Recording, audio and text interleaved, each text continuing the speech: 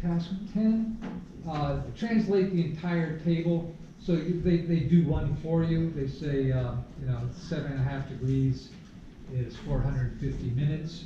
So this is just busy work, really. Yeah. Convert all the What? degree minutes into pure minutes. So it's going to be, hundreds of minutes, typically thousands of minutes. As an example of how the geometry of the circle played such an important role, the Greek astronomers considered the problem of designing an effective sundial. Ptolemy addressed the problem in the Almagest, an excerpt of which we will read below. In this passage, Ptolemy wanted to predict the lengths of the noonday shadows on certain special days of the year, shadows cast by a gnomon. So this word gnomon is kind of interesting.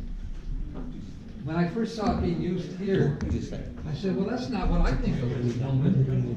So let's go and look up this word gnomon. Okay. We have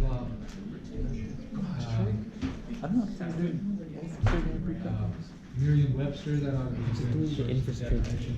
So you see that there are actually two definitions for gnomon. The first of which is the one in the Almagest, right? An object that by the position or length of its shadow serves as an indicator, especially of the hour of a day, such as the pin of a sundial, a column or shaft erected perpendicular to the horizon. So any stick stuck in the ground at right angles to the ground, assuming the ground is flat, not at a hill or something, right? Would be called a gnomon. But there's also this is what I've always thought of as a gnomon. And it's a silent G, right? Like a GNU. It's not a silent G. Or is it? Do you say GNU or GNU? No. Wait, what? You're talking about JNU? Yeah. Like open source? Yeah, that's, Oh. well, that's an acronym for GNU is not Unix, which, okay. So in any case, so if you remove any one of these similar polygons from the whole, parallelograms, right? So you see these are parallel lines here. And so if you move any one of these, the remaining figure is called a gnomon. The remainder of a parallelogram after the removal of a similar parallelogram containing one of its corners. I guess so it would have to be, you couldn't remove this parallelogram because it's not similar to the whole thing, right? But this one is, right? It's got the same proportionate sides, right? So if you had to remove the upper left corner or the lower right corner, the remaining L-shaped kind of figure would be what's called a gnomon. And that also works for a rectangle, right? So the most common gnomon is, a difference of squares. If you pull up a smaller square from a larger square, the resulting figure is a gnomon. You know who? Yeah. You know. Oh, man. Who is that? Like an advertisement? Yeah. Jeez, we escaped just in time. Okay, so where are we? Right. So, let's read on here. In this passage, Ptolemy wanted to predict the lengths of the noonday shadows on certain special Yes, sir. days of the year. So why at noon? Well, at noon, that's when the sun is at its highest point, right? So the shadows get longer afternoon, and they were longer before noon, so the shadows are shortest at noon, and that's typically when sailors would read their position. At noon? They would read it at noon, so they take the noonday reading. That was a standard thing to do on a ship. So you look to see when is the sun highest in the sky, and you measure its elevation, and that tells you what about where you are on Earth.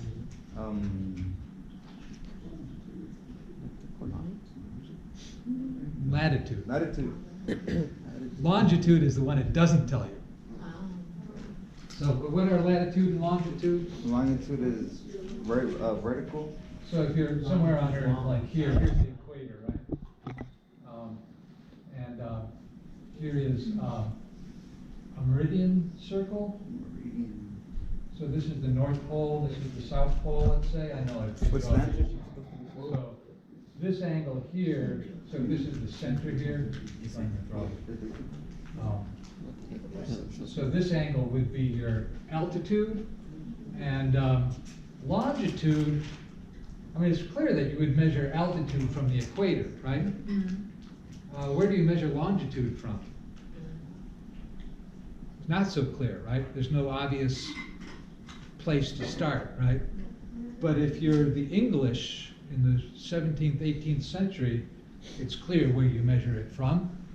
The meridian line through Greenwich, England. That's what GMT derived Yeah, from. Greenwich I was Mean going with Time. my guess too. Yeah.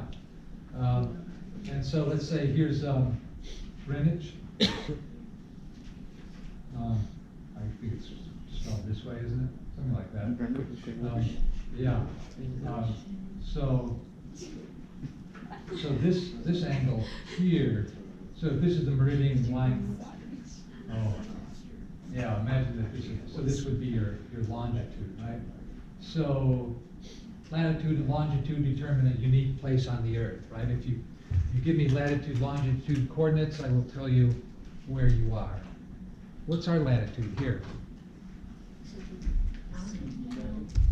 It's about 34 degrees. We're above the equator. Yeah, so we're about 34 degrees above the equator. Now, where was Ptolemy? Well, I guess he was in Rhodes. It's an island off of Turkey in the Mediterranean. And that's about 36 degrees, so they're about the same altitude as we are. So this is your longitude and that's your latitude, right? And so how did people solve the longitude problem? You can get your latitude from a noonday reading, right? How do you get your longitude?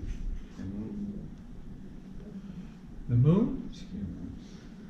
I guess people probably thought about that. There was a big prize for solving this problem because it was huge difficulty for navigators on the sea. You kept running into the shore because they didn't know where they were. Can you take the angle from Greenwich down to the intercept to wherever the position is? That would give you the latitude of Greenwich. Don't you use like the North Star? No, it's Not just if you direction. use that as a starting point. Are there two E's in Greenwich? Greenwich. But it's pronounced Greenwich. Greenwich? Greenwich. It's like a combination of green and sand. Well, so like an angle. So if we went straight from Greenwich